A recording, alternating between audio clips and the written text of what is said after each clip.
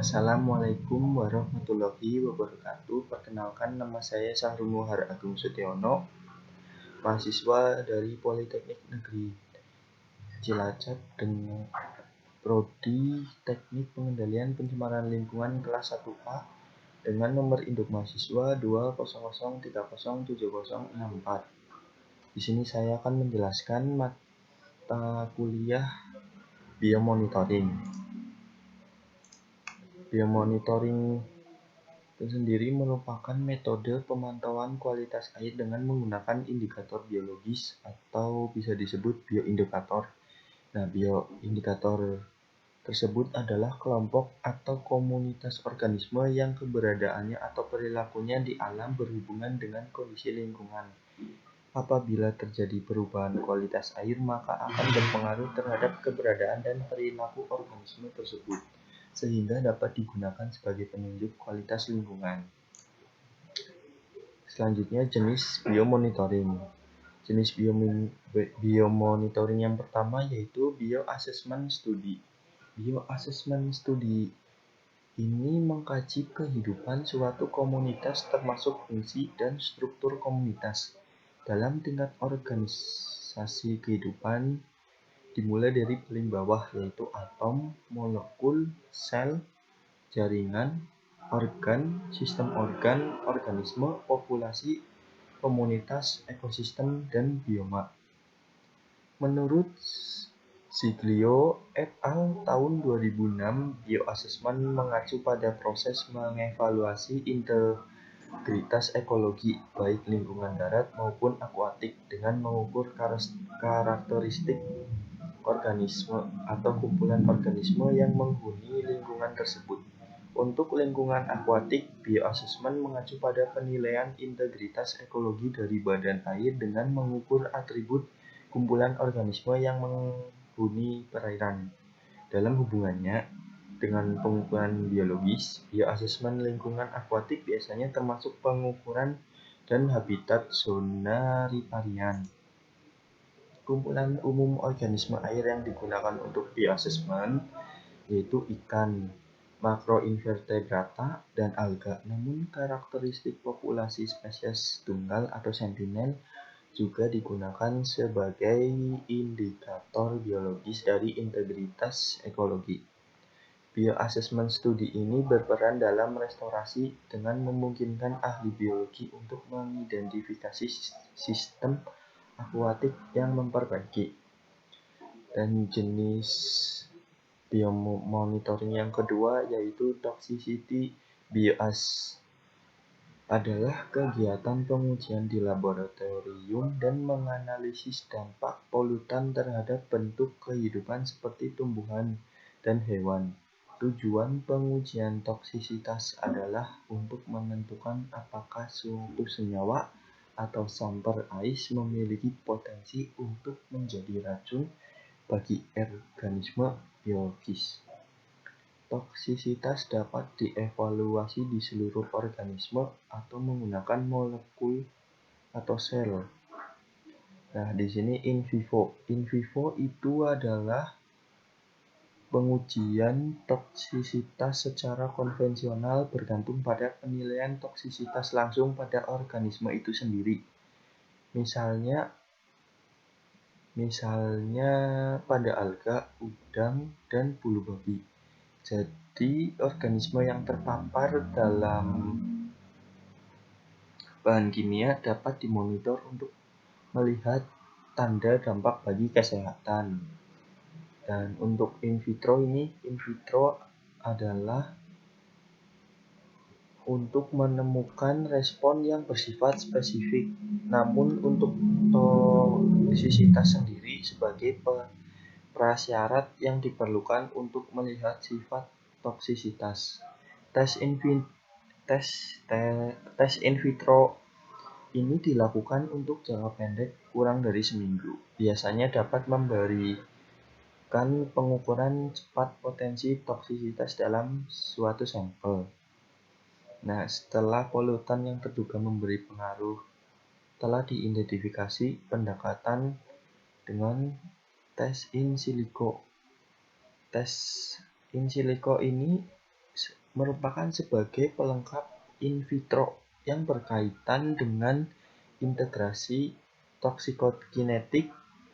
Jadi, kekurangan dalam in vitro dapat diatasi dengan digabungnya in silico ini.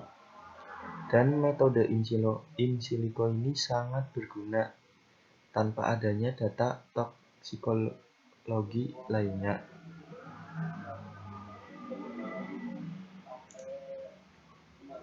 Dan selanjutnya kita ke materi Avertebrata.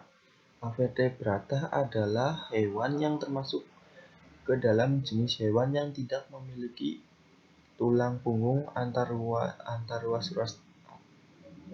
tulang belakang. Biota. 1. Biota.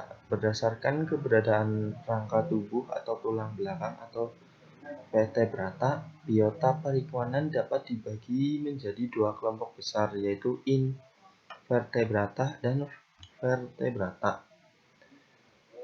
Invertebrata terdiri dari filum Annelida.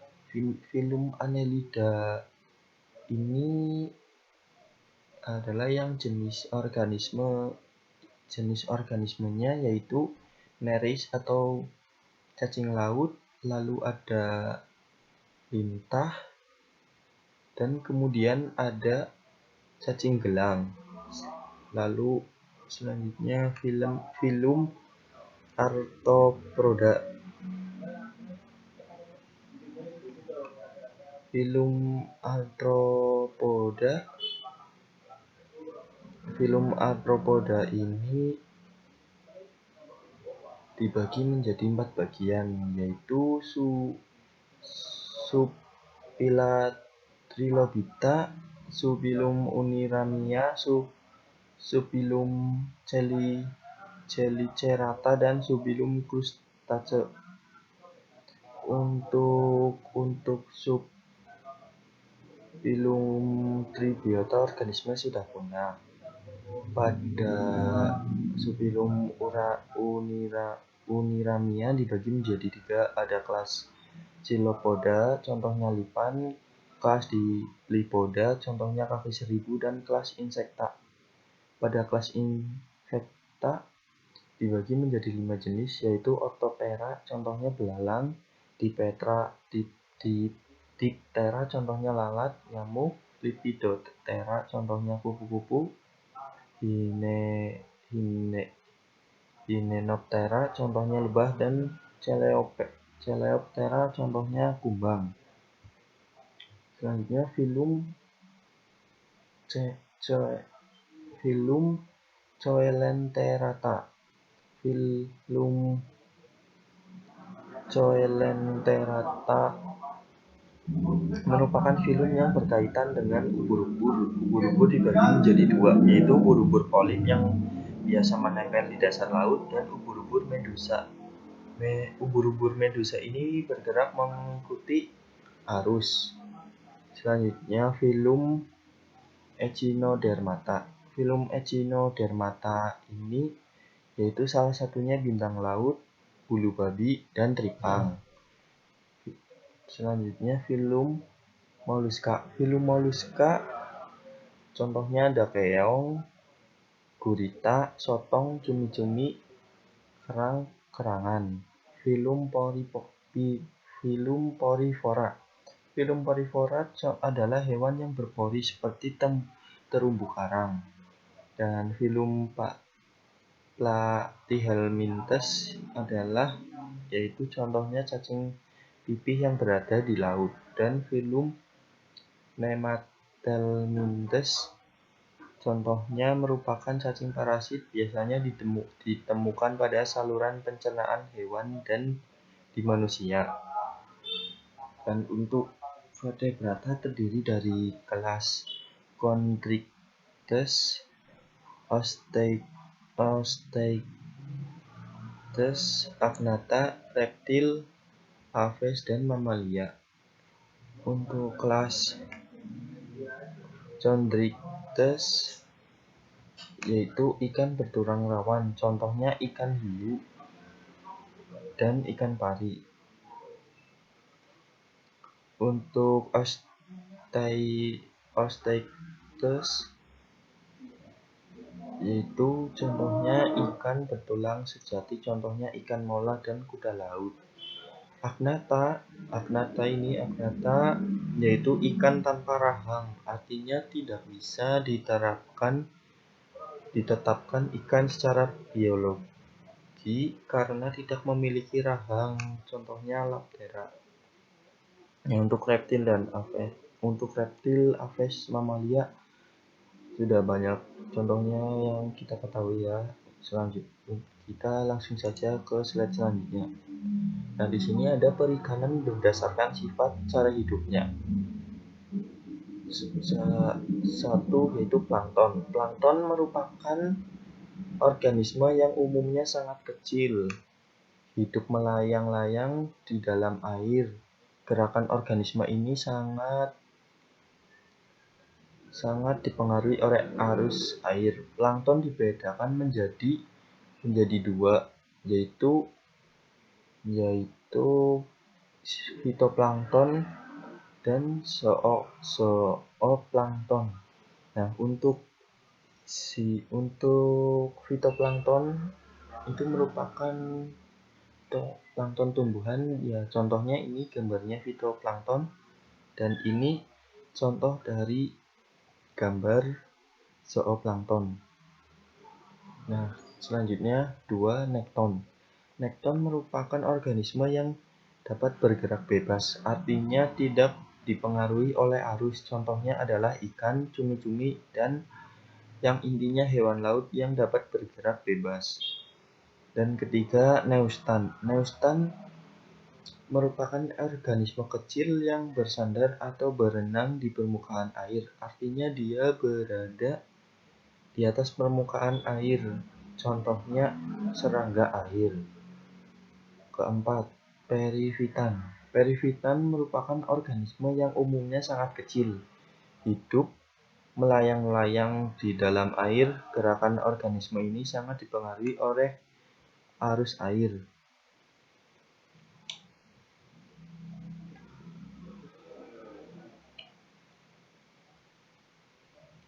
Selanjutnya, bentos. Bentos sendiri adalah contohnya ini bentos, alat untuk mengambil suatu organisme yang di dasar laut, contohnya alatnya ini.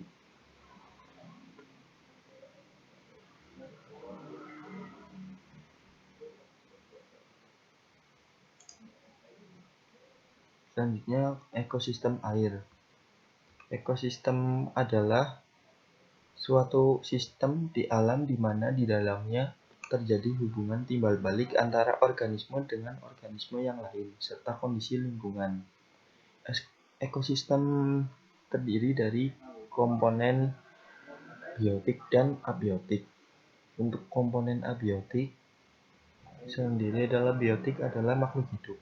Lingkungan biotik suatu makhluk hidup adalah seluruh makhluk hidup, baik dari spesiesnya sendiri maupun dari spesies berbeda yang hidup di tempat yang sama.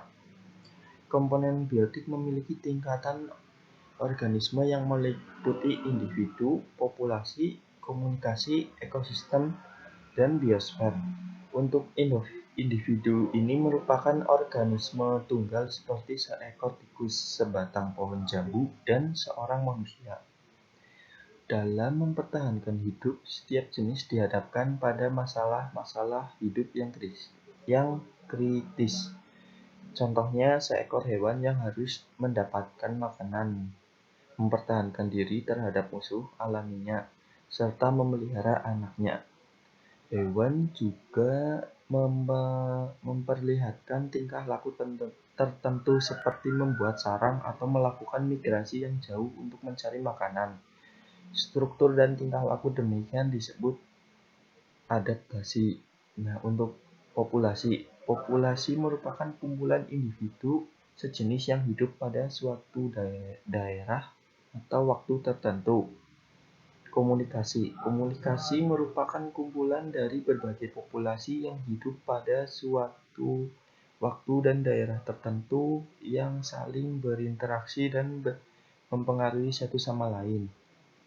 Ekosistem antara komunitas dan lingkungan selalu terjadi interaksi. Interaksi ini menciptakan kesatuan ekologi yang disebut ekosistem.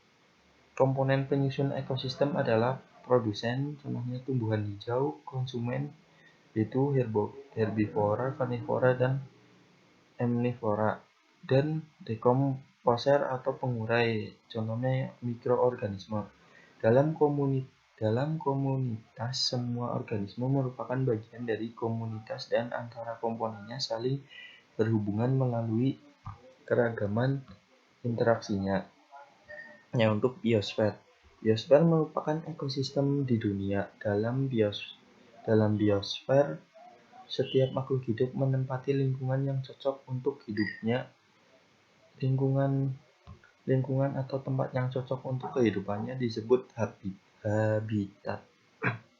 Dalam biologi, kita sering membedakan istilah habitat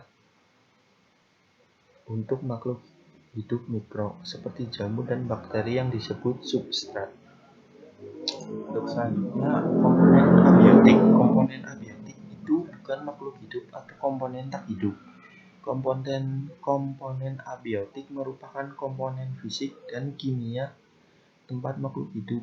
Contohnya yaitu suhu, cahaya, air, kelembapan udara, garam mineral, dan tanah. Untuk suhu atau temperatur adalah derajat energi panas. Sumber utama energi panas adalah radiasi matahari. Suhu merupakan komponen abiotik di udara, tanah, dan air. Dan cahaya. Cahaya merupakan salah satu energi yang bersumber dari radiasi matahari. Cahaya matahari terdiri dari beberapa macam panjang gelombang, jenis panjang gelombang, intensitas cahaya, dan lama penyinaran cahaya matahari dengan panjang gelombang tertentu untuk proses fotosintesis. Selanjutnya air. Air terdiri dari molekul H2O. Air dapat berbentuk padat, gas, dan cair. Dan kelembapan. Kelembapan merupakan salah satu komponen abiotik di udara dan tanah. Kelembapan udara berarti kandungan uap air ada di udara, sedangkan kelembapan tanah berarti ada kandungan air di dalam tanah. Dan udara terdiri dari berbagai macam gas, yaitu nitrogen sekitar 78,09%, oksigen sekitar 0,93%, dan karbon dioksida sekitar 0,003%, dan gas-gas lainnya. Nitrogen diperlukan makhluk hidup untuk membentuk protein. Oksigen digunakan untuk makhluk hidup untuk bernafas. Karbon dioksida digunakan tumbuhan untuk fotosintesis. Dan garam mineral. Garam mineral antara lain ion-ion nitrogen, fosfat, sulfur, kalsium, dan natrium. Komposisi garam mineral tertentu menentukan sifat tanah dan air.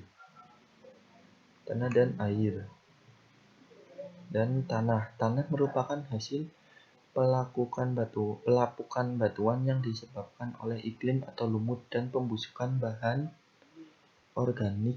Tanah memiliki sifat, tekstur, dan kandungan garam mineral tertentu. Ekosistem air. Ekosistem air dibagi menjadi ekosistem air tawar dan ekosistem air laut. Untuk ekosistem air tawar dibagi menjadi dua, yaitu ekosistem air mengalir atau leotik, contohnya sungai. Di sungai yaitu ada organisme ikan belida, serangga air. Yang kedua, ekosistem air tenang. Contohnya rawa air tenang, rawa gambut, rumput rawa, kolam, dan danau. Rawa didominasi oleh vegetasi atau tumbuhan berkayu. Rawa gambut didominasi oleh lumut sphagnum. Danau juga dapat dikelompokkan berdasarkan materi organiknya, yaitu 1. Danau oligotropik. Danau oligotropik merupakan sebutan untuk danau yang dalam dan kekurangan makanan karena fitoplankton di daerah limnetik tidak produktif. Ciri-cirinya airnya jernih sekali, dihuni oleh sedikit organisme, dan di dasar air banyak terdapat oksigen sepanjang tahun.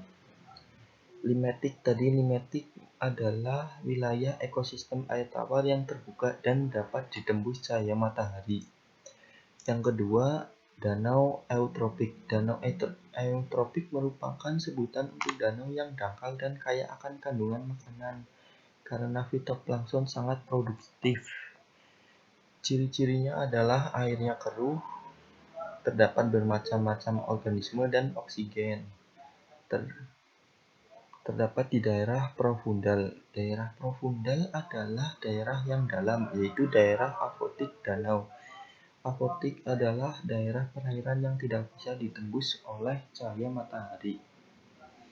Ekosistem danau dan kolam terdiri dari 4 wilayah horizontal, yaitu daerah littoral.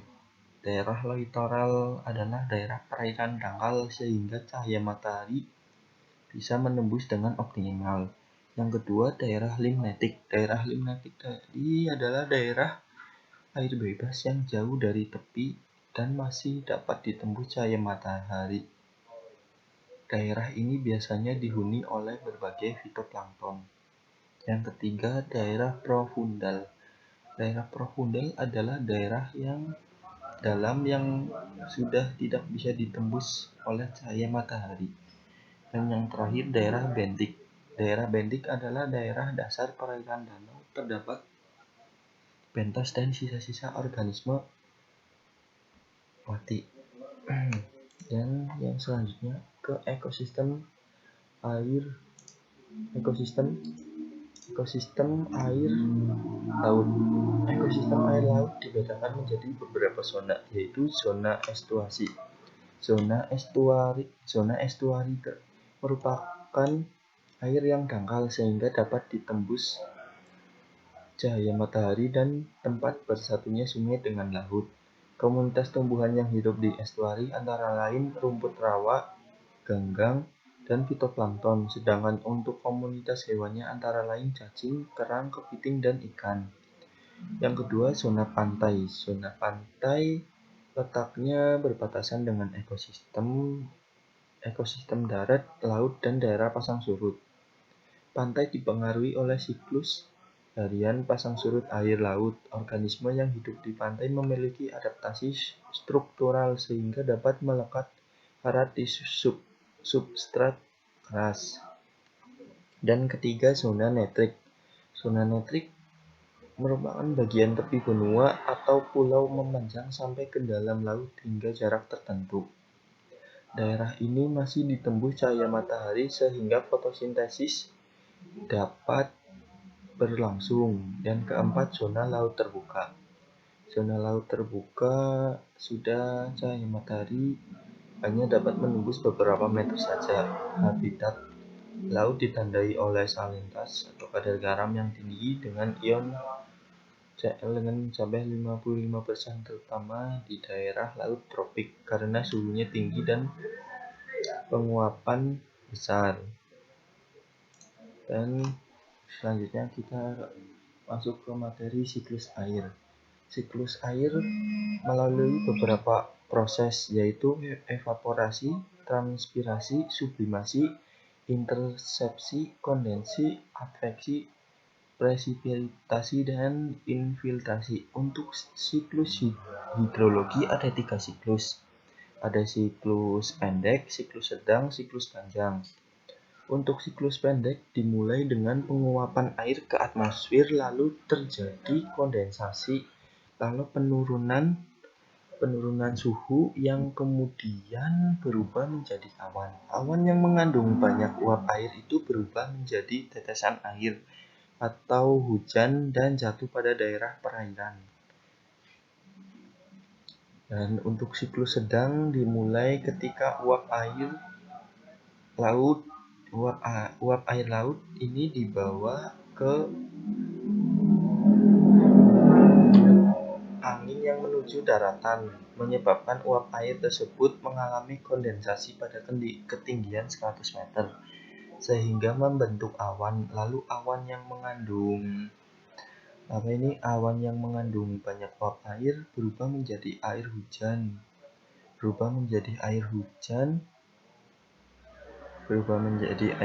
Dan air hujan tersebut akan meresap ke dalam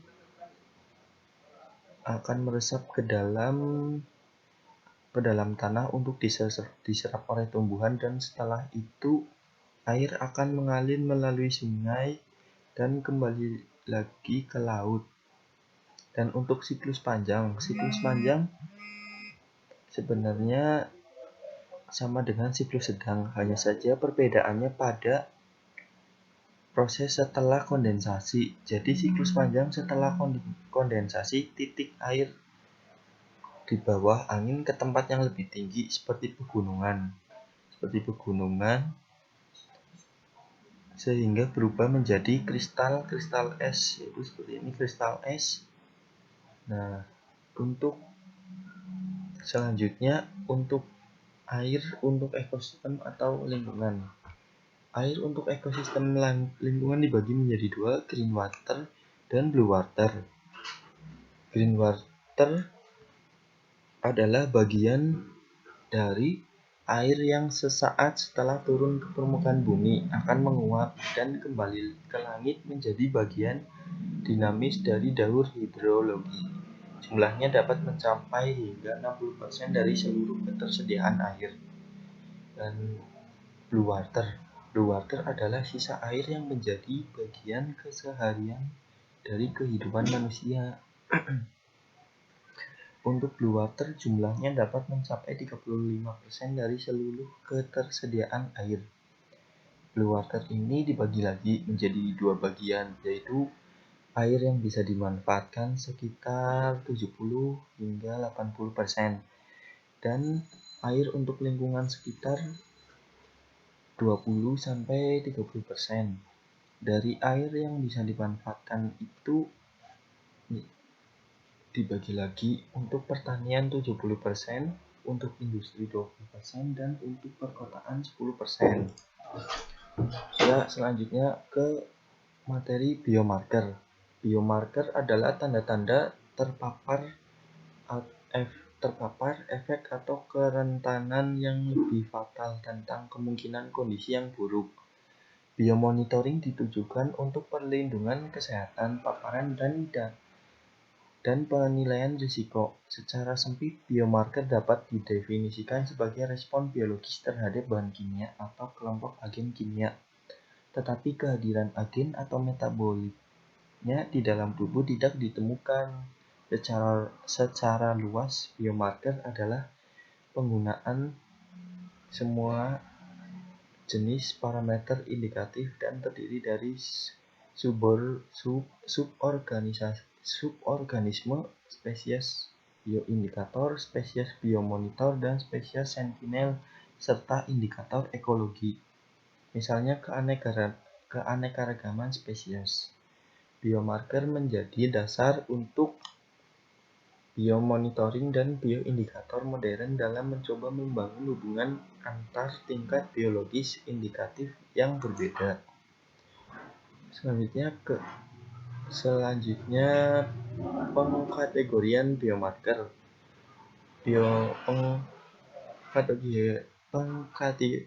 Pengkategorian biomarker ini ada biomarker paparan, biomarker efek, biomarker kerentanan.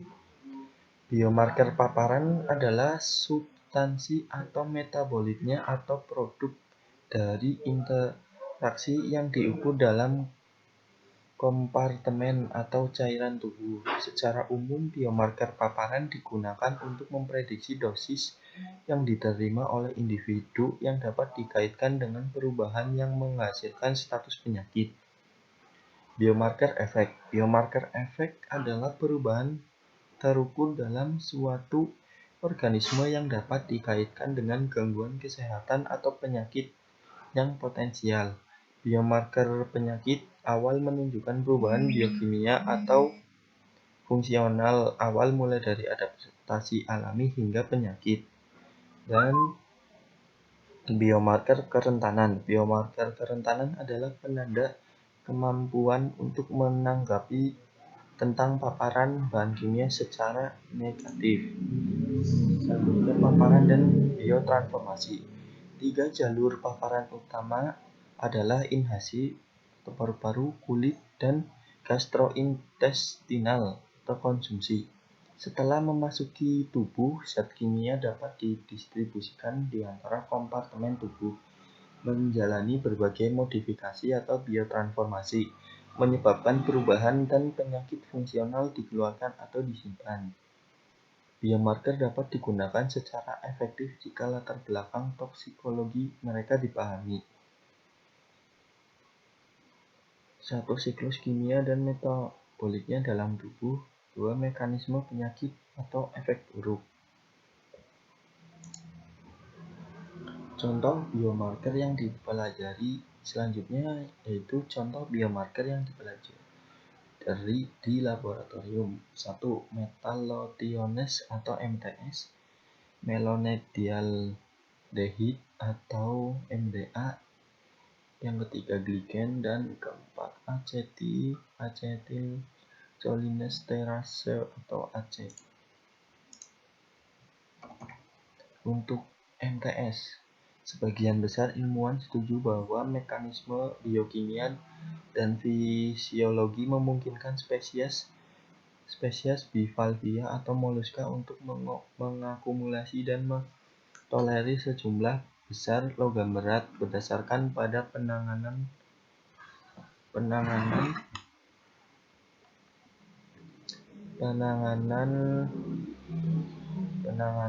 logam mereka dengan metallothioneins MTS atau MTS. Ini adalah logam berat yang beracun, kaya sistein, dan bersifat protein sitosonik. Tingkat konsentrasi MTS dapat berkorelasi dengan akumulasi fraksi ion logam beracun seperti tembaga atau kadmium dalam jaringan hewan. Selain itu, konsentrasi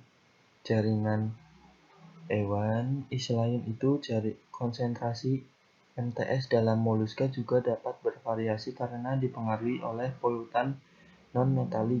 Hasil penelitian di laboratorium yang telah dilakukan menunjukkan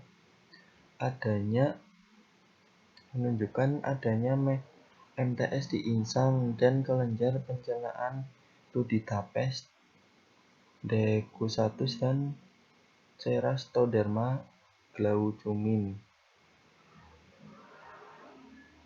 Yang kedua adalah MDA. MDA adalah produk peroksidasi lipid karena produksi oksiradikal yang berlebihan dalam sel setelah paparan kontaminan atau stres karena kondisi alam. Peroksidasi lipid dianggap sebagai fitur penting dalam cedera seluler. Ini hasil dari reaksi radikal bebas dalam membran biologis yang kaya asam lemak tak jenuh ganda. MDA telah digunakan secara luas untuk menilai efek merugikan dari berbagai polutan. Yang ketiga ini adalah glikogen. Glikogen adalah bahan bakar untuk berbagai proses metabolisme dan fisiologis. Glikogen telah terbukti memberikan respon yang cukup baik terhadap situasi kontaminasi kompleks dan difusi. Yang selanjutnya AC. AC adalah enzim yang penting untuk transmisi impuls saraf yang tepat. Pengurangan atau penghambatan aktivitas enzimatik ini telah digunakan untuk mendeteksi dan mengukur efek biologis organofosfor dan karbamat di perairan laut. Stres pada Tes stres dianggap sebagai biomarker non-spesifik untuk memungkinkan evaluasi status kesehatan umum Bivalvia. Dan selanjutnya kita ke kriteria biomarker. Yang pertama adalah kriterianya biomarker harus memberikan tanggapan yang cukup sensitif untuk mendeteksi tahap awal dari proses toksisitas dan harus mendahului efek pada organisasi biologis tingkat tinggi. Biomarker harus spesifik untuk kontaminan tertentu atau untuk kelas kontaminan tertentu. Dan selanjutnya C, biomarker harus merespon dengan cara bersifat tergantung pada level konsentrasi yang dapat mengubah tingkat kontaminan lingkungan.